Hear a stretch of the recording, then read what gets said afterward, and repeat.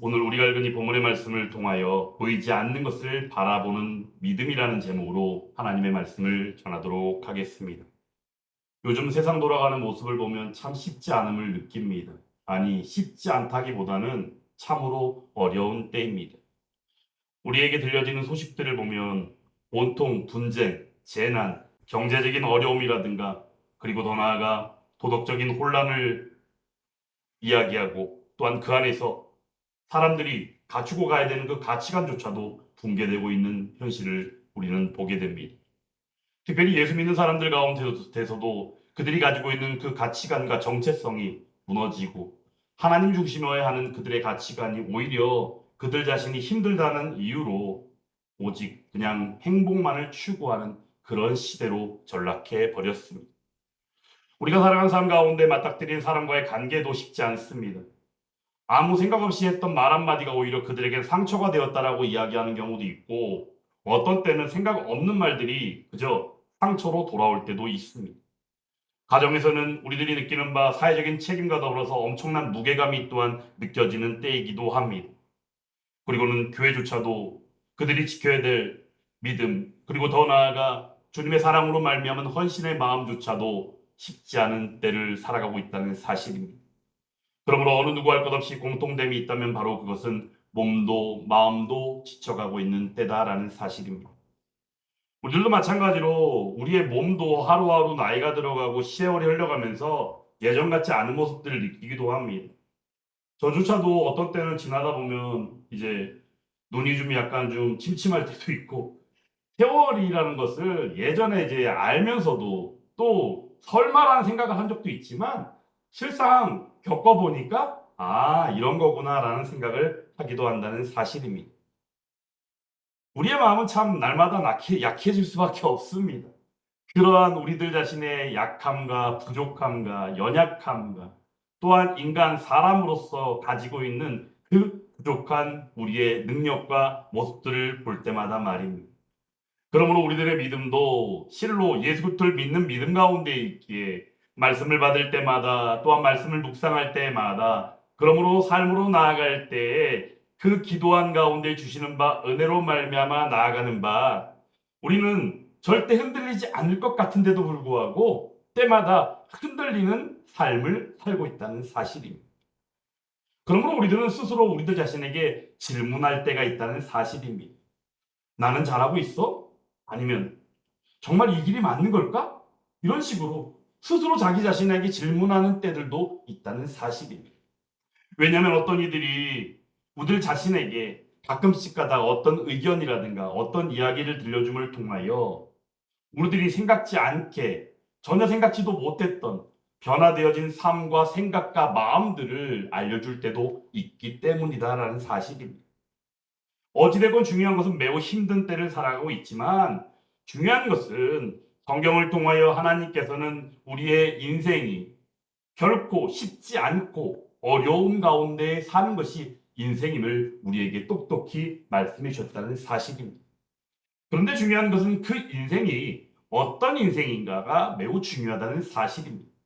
죄악 가운데 죄로 말미암아 죄의 문제가 해결되지 않은 가운데 어려움을 안고 살아가는 삶인지 아니면 죄의 문제를 우리에게 보내신 우리의 하나님 되시는 예수 그리스도의 구원의 은혜로 말미암아 주신 바 믿음 가운데 나아가 그 구원의 은혜를 입고 죄인의 신분이 아닌 의인의 신분으로 살아가며 그 가운데에서도 살아있다는 증거로서 힘들고 어려운 인생을 사는 이들이 있다는 사실입니다. 중요한 것은 사도 바울도 그러한 시간들을 예수 그리스도를 만나고 예수 그리스도의 구원의 은혜로 말미암아 그 자신이 사도가 되었고 사도가 된 바 그가 복음을 전하는 현장 가운데에 지난주에도 말씀드린 것처럼 나는 매일 죽노라라는 고백 가운데 그 믿음을 지키며 복음을 증거하며 나아왔다는 사실입니다. 결코 쉽지 않은 일일 것입니다. 왜냐하면 우리 인생 자체가 결코 쉽지 않은데도 불구하고 그 가운데 또한 복음을 증거하고 전파하는 삶을 사는 것은 어찌 보면 더한 힘듦이 있을 수밖에 없다는 사실입니다. 하지만 그럼에도 불구하고 우리는 말씀을 통하여 본바 또한 수많은 선진들을 통하여 본 바 결코 그 삶이 헛되지 않으며 결코 그 삶이 그들 혼자 싸우는 외로운 싸움이 아니었음을 우리는 알고 있다는 사실입니다. 고린도서를 통하여 참혹한 고난과 험난한 역경들을 토로하며 또한 낙심하지 않는 삶을 살아왔던 그 비밀을 바로 오늘 본문의 말씀을 통하여 사도 바울이 고백하고 있다는 사실입니다. 오늘 본문은 그러므로 말미암아 사도 바울이 영적인 통찰력을 안고 고백하는 믿음의 고백이요 신앙의 고백이기도 하다라는 사실입니다. 오늘 이 시간 이 말씀을 통하여 오늘 버틸 그 힘, 그리고 더 나아가 내일을 향한 소망 가운데 함께하는 저와 여러분들이 다 될 수 있기를 주님의 이름으로 축원합니다. 먼저 16절 말씀을 통하여 볼 때 겉사람은 낡아지나 속사람은 날로 새로워진다라고 말씀하고 있습니다. 바울은 현실을 외면하지 않았습니다. 현실의 삶 가운데 매를 맞고 옥에 갇히고 죽을 고비를 수없이 넘기며 헐벗고 굶주리며 나아온 바 그의 마음 가운데에는 늘 있는 마음이 교회를 걱정하며 복음을 전하는 일이었다는 사실입니다. 분명 오늘 말씀하는 것처럼 겉사람은 분명 낡아지고 헤어질 수밖에 없습니다. 이유는 바로 무엇입니까? 우리가 살아가는 우리가 경험하는 우리의 인생의 그 자체는 어쩔 수 없이 나이가 먹으면서도 연약해지고 약해지는 것처럼 우리는 늘 때마다 후패해질 수밖에 없다는 사실입니다. 하지만 중요한 것은 예수 믿는 사람이요 구원받은 백성이요 또한 구원받았기에 받은 바 은혜를 나아가 전하는 사도된 바울도 그렇고 또한 이 시간 말씀을 받고 예배를 드리는 저와 여러분들도 동일하게 우리가 낙심할 이유가 전혀 없다는 사실입니다. 이유는 바로 무엇입니까? 우리의 속사람이 날로 새로워지기 때문이다라는 사실입니다. 어떻게 우리의 속사람이 날마다 새로워집니까? 성령 하나님의 인도하심이며 성령 하나님의 역사하심 가운데 가능한 일임을 우리는 알고 있습니다. 그러므로 우리가 너무나도 유명하고 잘 알고 있는 말씀 고린도서 5장 17절 말씀 우리가 너무나도 잘 알고 있지 않습니까? 그러므로 누구든지 그리스도 안에 있으면 새로운 피조물이라 이전 것은 지나갔으니 보라 새 것이 되었도다라고 말씀해 주시지 않습니까?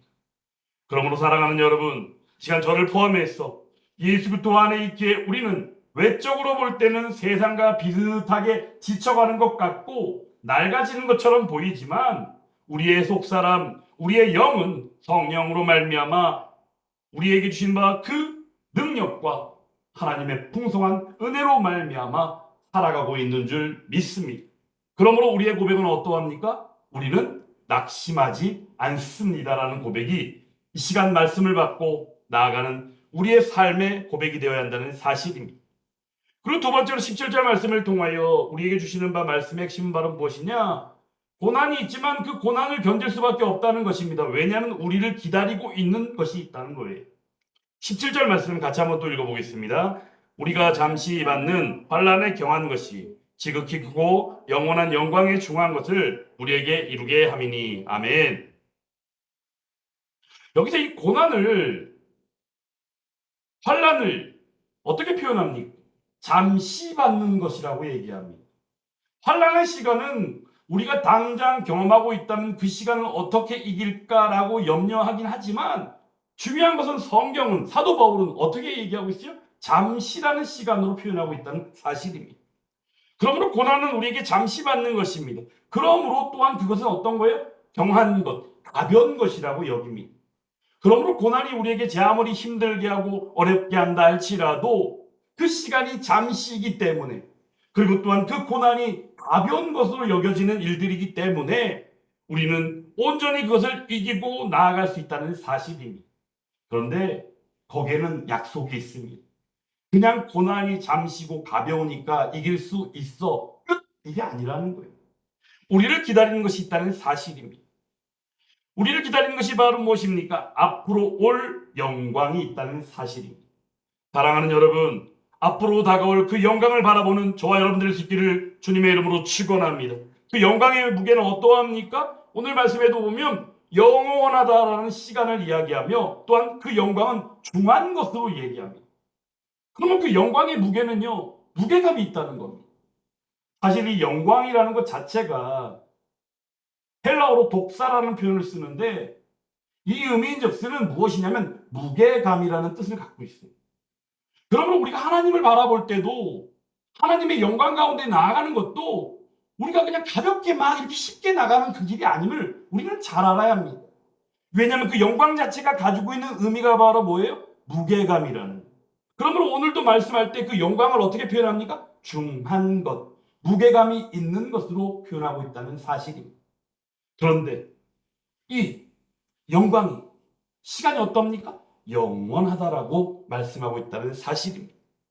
그러므로 우리가 이 말씀을 통하여 사도 바울이 단순하게 위로의 말을 하는 것으로 들어서는 안 됩니다. 이것은 바로 어찌 보면 영적인 하나님의 말씀을 통하여 주시는 바 원리이며 하나의 계심을 우리는 알아야 한다는 사실입니다. 그래서 여기서 한 가지 우리가 명제를 유출한다는 바로 무엇입니까? 예수 그리스도의 십자가의 고난과 죽음 이후에 3일 만에 부활, 승리, 생명 가운데 있음으로 말미암아 그러므로 영광 가운데 나아가는 그 길목에는 반드시 고난이 있었다는 사실을 우리에게 알게 한다는 사실입니다. 그러므로 고난은 영광의 도구입니다. 그러므로 우리는 고난에 있다 할지라도 힘들고 어려움은 어쩔 수 없는 우리의 연약한 가운데 맞닥뜨림일 수는 있겠지만 그럼에도 불구하고 우리를 홀로 두시지 아니하며 성령 하나님께서 함께 해주시는으로 말미암아 그것을 능히 이기고 갈 수 있을진데 바로 그 시간이 잠시이며 또한 그 고난은 가벼운 것으로 여겨질 수밖에 없으며 또한 우리를 기다리고 있는 그 영원한 영광의 중한 것이 있음으로 말미암아 우리는 온전히 그 영광을 바라보며 나아가는 삶이 우리에게 요구되어지는 삶임을 기억해야 한다는 사실입니다. 그러므로 마찬가지로 오늘 이 시간 이 말씀을 통하여 우리는 마땅히 낙심할 이유가 없다는 사실입니다. 낙심할 이유가 전혀 없습니다. 왜냐하면 먼저 말씀해 주신 것처럼 우리의 속사람이 성령 하나님의 역사로 말미암아 새로워지며 그 가운데 그 고난이 잠시며 병한 것이기 때문에 바로 영광의 그 영원한 시간 가운데 우리에게 주시는 바 은혜요 그 능력으로 나아가게 하신다는 사실입니다. 그러므로 로마서 8장에서도 오늘 이 17절 말씀의 말씀과 같은 내용의 말씀을 하여 주십니다. 로마서 8장 18절 말씀 현재의 고난은 장차 우리에게 나타날 영광과 비교할 수 없도다라고 말씀해 주십니다. 고난이 아무리 우리가 힘들고 어렵고 무지하게 커 보여도 우리에게 다가올 영광과는 절대 비교의 대상이 될 수 없다라는 사실입니다. 그러므로 우리는 이 시간 힘들고 어려운 가운데 직면해 있다 할지라도 그 고난의 길이 오히려 우리에게는 믿음의 길이며 영광으로 나아가는 그 과정의 길임을 똑똑히 알며 그 영광을 소망하며 나아가는 저와 여러분들이 다 되시기를 주님의 이름으로 축원합니다. 어느 날 한 사람이 조각을 하는 조각가의 작업장을 찾아왔습니다. 그 조각가가 커다란 대리석 돌 하나를 올려놓고 거침없이 망치질을 하는 겁니다. 단순하게 이해할 때는 그렇죠. 작품을 만들기 위해서는 돌을 깨야 되니까 망치질하는 것이 당연하겠죠. 그런데 이 조각가가 하는 말이 이렇게 말하는 것입니다. 나는 이미 이 안에 있는 천사를 보고 있습니다. 지금 내가 하는 일은 그 천사를 가두고 있는 불필요한 조각들을 없애는 중입니다. 라고 말했다는 거예요. 사랑하는 여러분, 하나님께서도 우리들을 지금도 진행형으로 다듬고 계시는 줄 믿습니다.